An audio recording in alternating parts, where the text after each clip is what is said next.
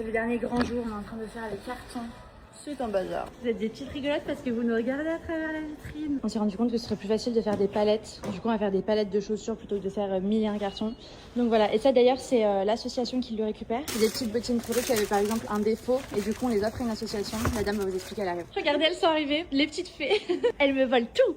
Bon bah, courage les girls. Hein. Ouais, allez, à tout de suite. Il me reste ça en déco, je vais voir si elles sont pas intéressées pour les enfants, ça pourrait être grave cool. Alors du coup, je suis éducatrice spécialisée dans une association de protection de l'enfance et des enfants qui ont pu subir des négligences de la part de leurs parents.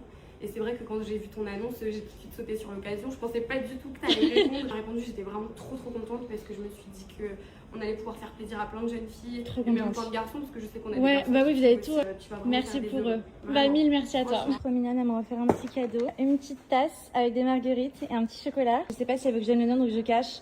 Grâce à ton geste solidaire, ces jeunes filles vont pouvoir bénéficier de tes beaux vêtements. Cela contribuera non seulement à leur confort mais aussi à leur bien-être et à leur estime de soi. Gros bisous de la part des enfants, un grand merci Fleur, je suis trop contente. Et voilà, les filles viennent de partir, en tout cas on est trop contents d'avoir pu faire ce don. On renvoie en tout 2 palettes entières donc qui vont être incessamment sous peu remises en ligne. Donc pour celles qui n'avaient plus leur pointure, ça ne serait tardé. Tu vois, là, on est très fiers de remettre une petite partie de nos marchandises restantes, surtout les bottines fourrées, à une association qui nous tient à cœur. Donc voilà. Il y avait aussi quelques vêtements. Enfin, on a de quoi habiller et chausser les petits poussins de 12 à 18 ans. Donc on est très heureux. En tout cas, on a fini de vider la boutique. Je vous montre, ça fait très bizarre. Les cabines sont vides. Il n'y a plus de portants. Bon, ça, c'est les palettes qui vont être redistribuées à l'entrepôt demain.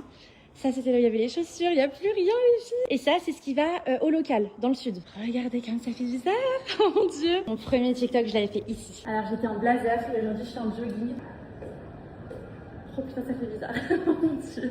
En tout cas, il y a 3 ans, quand je me suis lancée dans l'aventure des boutiques, j'étais très loin d'imaginer qu'on allait déjà en avoir 3. Ça a été une aventure juste oufissime, de mes 22 ans jusqu'à mes 25 ans, de tenir 3 boutiques, enfin, d'être commerçante pendant 3 ans à cet âge-là, enfin un truc de dingue. Je suis très heureuse et très reconnaissante d'avoir pu vivre cette aventure.